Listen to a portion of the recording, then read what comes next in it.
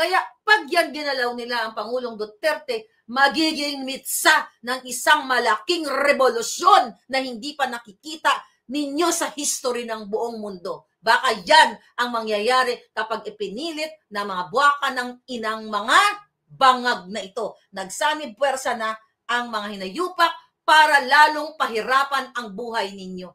Hudyat na yan na kailangan nyong kumilos bago ninyo ma-experience ang buhay na pag bumili kayo sa tindahan ay available na sa inyong mga batang maliliit. Kumbaga parang normal na lang.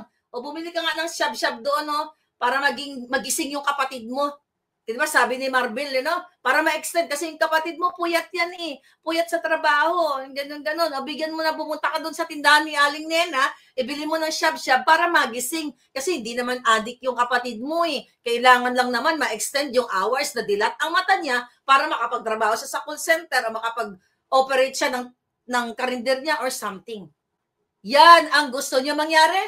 Yang isang julul na PNP chief na okay lang kayo mag-shab-shab, okay lang kayo magpulburon just to extend, your hours para daw makapagtrabaho kayo para dilat ang mata ninyo. Oh my God! Sa history ng mundo, parang eto pa lang sa Pilipinas na may ganyang PNP chief, na may ganyang presidenteng laging bangag sa history ng mundo. Si Marcos Jr. lang ang huling-huli na ng PSG na may puti dito. May na-ready ako dito kanina eh. Nawala na. Sana nandito. Okay. Ito. Si Marcos Jr. lang, mga palangga. Okay. Dali lang. Ang huling-huli na nakitaan ng pulburon, nakaganon. Di ba? Nakita niyo si Marcos Jr. Imagine nyo, nakaganon ng pulburon. Ganon nga natin. Pulburon.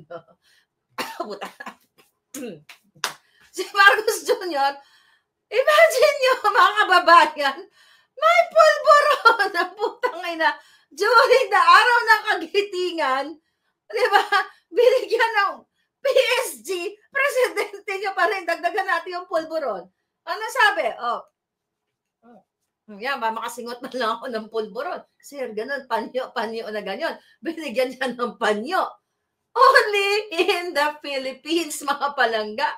Ayan, i-twist nyo na to, mga insimada. Maharlika, ang tunay na nagpupulburon. Ay, mga hinayupak na ito. Punyeta. Diba? Ayan, ganyan na lang. Simula ka pag nag-vlog ako, ganyan na lang, ha? Para hindi nyo makalimutan. Reset. Bangag! Pareho na tayong pulboronic ngayon. Paano ba yan? Oh my God! Magiging, ay nako, sira tuloy yung concentration ko.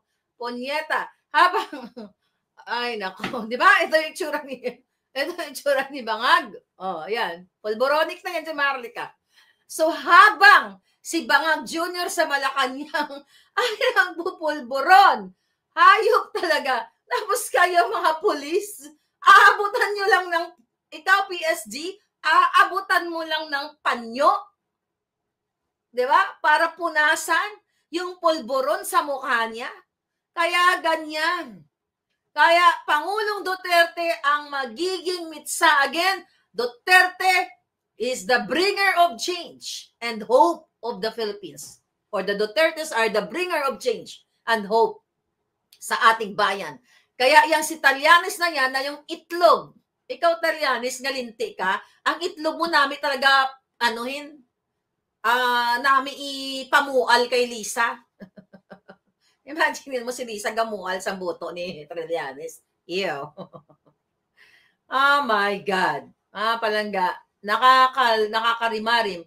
Kaya habang sila ngayon ay nagpa-party, namimigay ng pera, gamit ang pera ninyo, mga palangga, mga kababayan, habang kayo ay hirap na hirap. Tignan natin. Okay. Habang kayo ay hirap na hirap, mga kababayan, okay, hindi ako makamove on sa mukha ko. Kati, bigyan to ba itsura nila pag nagpupulburon sila? Isingot yan eh. Isingotin natin yung pulburon. Okay. Habang sila ay pinamimigay ang pera ninyo, mga kababayan, kayo dyan, mga staff, kayong mga staff dyan sa Congress. Alam ko, syempre, nakita ko nag-party-party kayo, mga kababayan, mga palangga. Pero, tama ba? Na tinanggap nyo yung pera? O sige, tanggapin nyo yung perang yan. Pwede ba itulong nyo sa inyong mga kapitbahay na wala? Ang daming mga nabaha eh. Ang daming mga kawawa. Gusto mo ba magpulburon? Oh, ayan, lagay nyo dyan sa thumbnail nyo. Maharlika, ang tunay na nagpupulburon. Bukas, mamaya meron na naman gawa yung mga hinayupak mo yan. Ay, nako, di ba? Ganyan yung tsura ni Kuting eh. Imagine mo, pag bangag ka, everyday silang bangag.